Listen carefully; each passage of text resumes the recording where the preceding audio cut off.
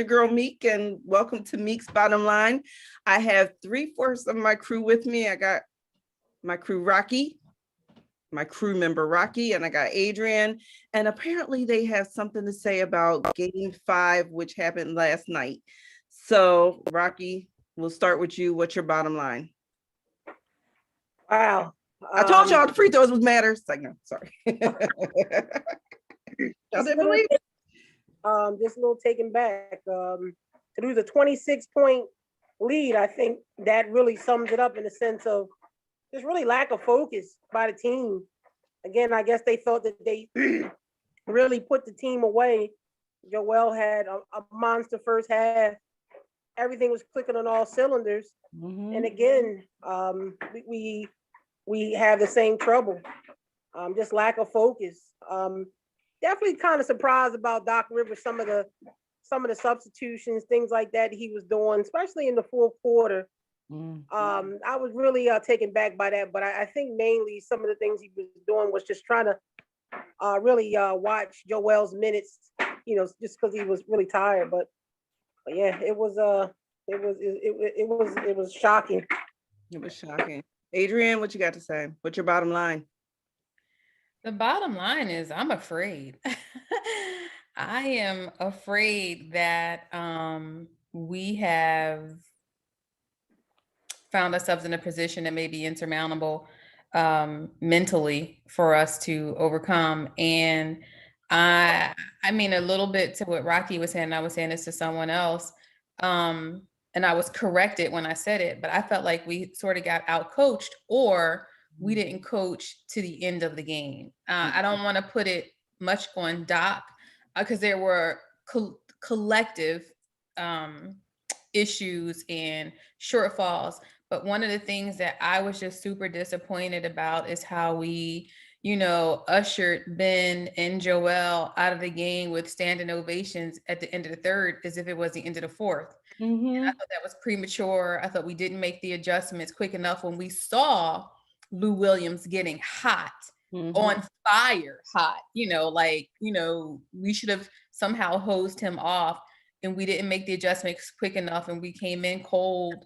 Our bench didn't help us at all. Just a number of things. I don't want to, take up too much time, but my bottom line is that I'm afraid that the nail is almost in our coffin. Yeah, we definitely sealed our own fate. However, we do have tomorrow's game that is, of course, is a must win, and then win on Sunday. I too was shocked when I was watching the game and he took in the third quarter, and the announcer was like, "Oh, the crowd is going to give them a big hand for as they leave the game." And I'm like, I looked at the clock, I was like, "But it's third quarter." And I know I watched the Nets in Milwaukee, and Kevin Durant played the whole game. And I don't know how much the Beard stayed in the game, but he was hurt and he played, and he didn't play much of a part, but his presence was felt. Yeah, so I too was shocked at that. And of course, the big conversation today is Ben Simmons, and I knew those free throws were going to be an issue. And his inability. He is the only guard that I know when he gets the ball, everybody knows that he's not going to shoot. Unfortunately, all the players know he's going to pass the ball. No, he's not a threat at all. He's not a threat. And it's unfortunate because I think we're all rooting for him. No, but it's not happening. It's not happening. What do you guys see with Ben? Because I hear trade him, get rid of him. Trade? Why did we? I'm sorry, Rocky, but why do we wait for him to show his inability to talk trade? What are we going to get for him? He's been exposed. Mm-hmm. He's been exposed. Like, what are we going to get for him now? We should have traded him when we could have gotten James Harden. Mm-hmm. I don't know. I could be off. Rocky, what do you think?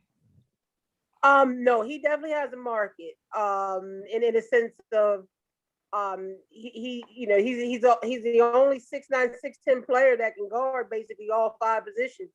I mean, offensively with your point guard, I don't really want my point guard averaging 20 points a game when he has to get everybody involved, in the game. He's very unique. He's very unique, and I think that's what's been keeping him a job. Although this playoff series, it is quite evident that I don't even think it's so much. Doc, I think Doc was really serious in what he said as far as he's not worrying about Ben shooting the ball.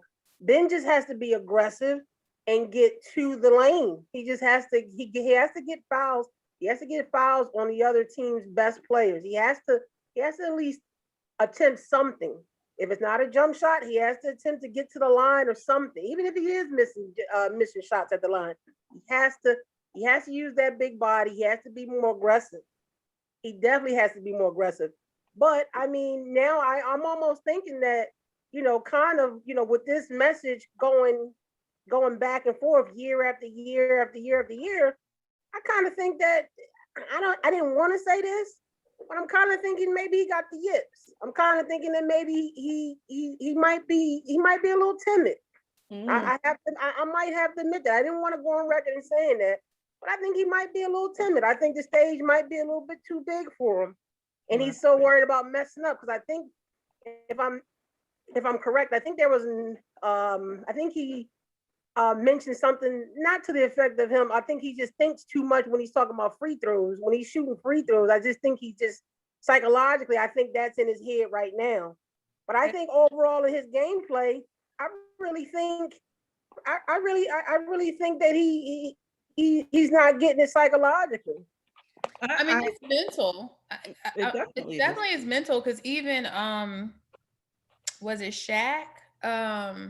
I think it may have been Shaq who, I don't know if it was Shaq or not, but there was another player where it was mental. They freeze up, and that could be with other, some people with test taking. The material, you get to do it. You get to take tests and you freeze up. I understand that to a certain degree, but you are a professional, an all-star. You have an all-star. Whether you should be there or not, you were there. You have a duty and an obligation to work on any weaknesses that your game has. And I don't, go see a hypnotherapist, go get some acupuncture, or stay in the gym. Stay in the gym. And that's how every great player, I mean, if you think of the Kobe's of the world, he worked nonstop on his game. And if you don't have that tenacity and that grit about you, then you'll always be subpar. Mm-hmm. And I just want to read some stats because I prepared some, and I like to read them. Okay, Adrian, thank you. So Tobias Harris, non-factor last night. 38 minutes, 4 rebounds, and 4 points. Unacceptable. Korkmaz, 29 minutes, 5 rebounds, and 8 points. Unacceptable. Curry and Joel absolutely did what they were supposed to do. 39, 38 minutes, 37, 36 points. Curry had 0 assists, but I guess I'm scoring. I'm not, I'm not like you score. I'm scoring. Mm-hmm. Simmons, 38 minutes, 4 rebounds, 8 points, and 9 assists. Get us a double in assists. We can't win the game like that. We just can't. And it's unfortunate. Can I give you one more stat? Sure. Okay, one more stat. Free throws. Hawks, 22 of 28 for 78.6%. Three free throw ratio. Sixers, 23 of 38, 60.5% in free throws. Can't win the game. We can't win the game like that, and we didn't. And coming down the stretch really was telling. And I sat there like, I can't believe this is happening. I mean, I wasn't in the stands because I couldn't imagine being there and seeing it collapse. A debacle. But it was colossal. Mm-hmm. I mean, another thing is too, like if you got Joel and Curry scoring the whole second half, then okay, if they're scoring, like, well, what are the rest of the other players are doing? So observers like us. Mm-hmm. Yeah, they're not scoring or defending. So it's like, and when you see breakdowns like that happen, I mean, that's more to me on a personal note. That's more to me. It was more like a coaching thing. If I ain't got guys, if I don't have other guys scoring nor defending, I mean, they got to be doing something, and it doesn't seem like they got either one of the messages. The rest of the players, the rest of the starters, or the bench. And I think I didn't want to say this either, but I mean, I don't know. Like it seemed like to me, during that third and fourth quarter, maybe Doc, wasn't reading the right things that he thought he was reading either. But you have to make the adjustments, and we did not make them. But did either of you guys see the exchange between it had to be in the fourth quarter? Tobias. We will come out between Tobias and Doc, and Tobias seemed to be definitely disagreeing with whatever Doc was saying. He was going back word for word, and then we inbound the ball. He takes it down and loses the ball. He throws the ball away, basically. He was off. He was definitely off last night. He was definitely off. And then what it seemed like after he did that, it almost looked like he was saying coach was right. Or, whatever he was doing, whatever was going on there. I don't know. It also looked like to me, and I could be reading this completely wrong, after Joel missed his 2 free throws, which, we know that he's a very good free throw percentage, a high free throw percentage maker. So I'm not gonna fault him for that. We needed those points, but it almost looked like a relief in Tobias' face, like I ain't the only, mess up. But Joel had 30, reverting back to my stats, 37 points to Tobias' 4. So you were pretty bad. Yeah. You were pretty bad with a torn ligament. With a torn ligament. With a torn ligament, and triple defended sometimes. Yes. Joel has definitely shown me that he wants to win.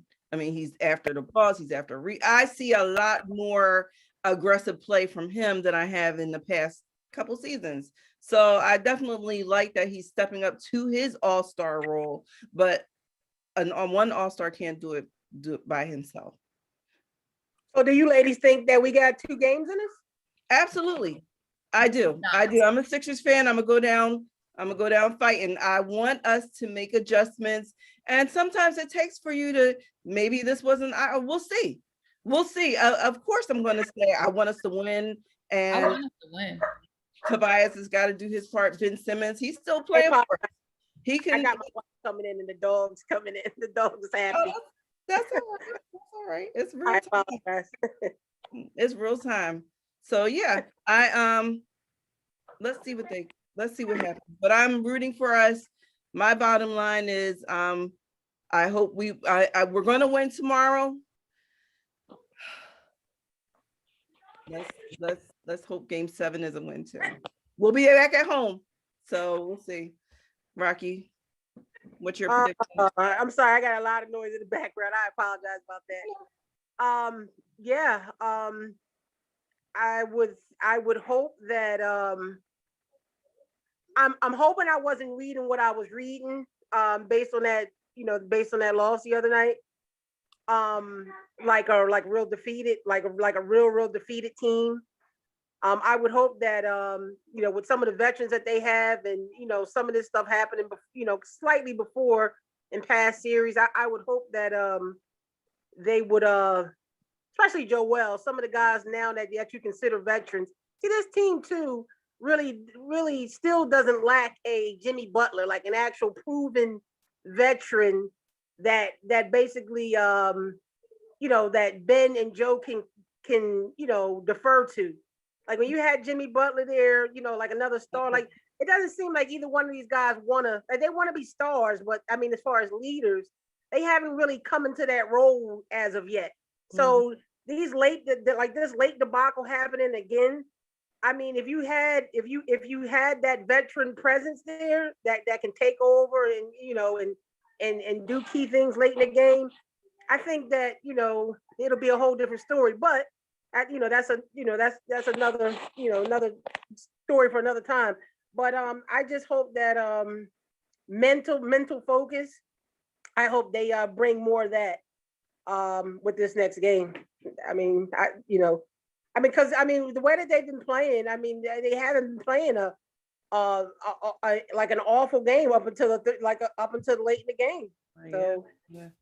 Adrian, how bad do you think we miss Danny Green? Because he did bring some experience to the table Yeah. I thought Dwight Howard was going to do a little bit more than he did yesterday.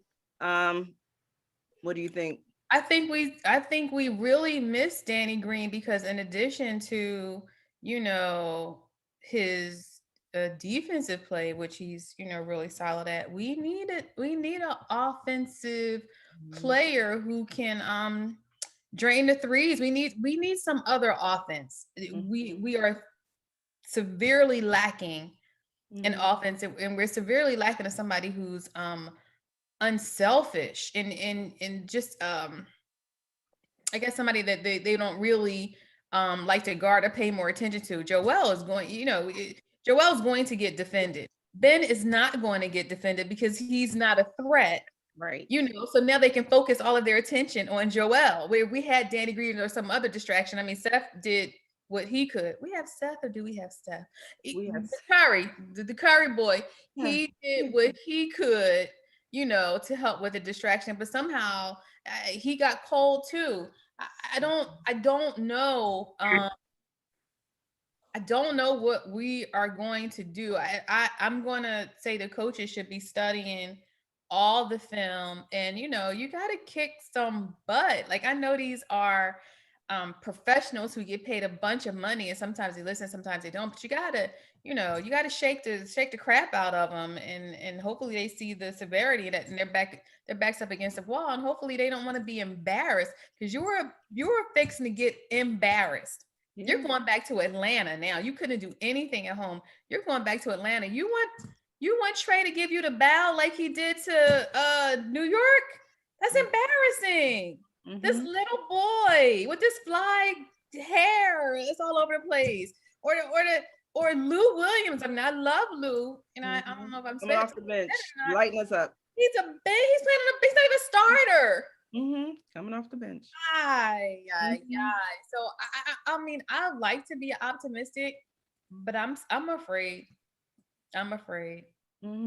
And although we miss Keon and Noop, our conversation the other day, Keon was already like washing his hands with him. He was already giving his bow to us, and Kevin was a little more optimistic because he's going to go down with the ship.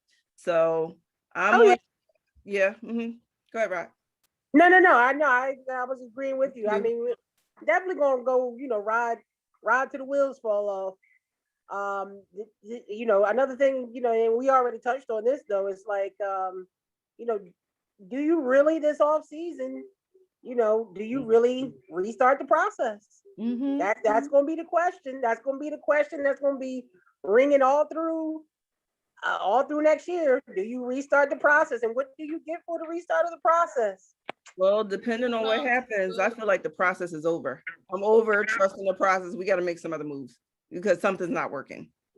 And if we can't elevate to that next level where we're trying to go, then we have to make a change, whether it's trading someone that we thought would get better and be more effective, and he's still doing the same things. It's so frustrating as fans to see. We've been here before. We've been here. We see other people elevating. We've added Seth and different other players to help us elevate, but the key players that we're paying for aren't getting us there, or the key player.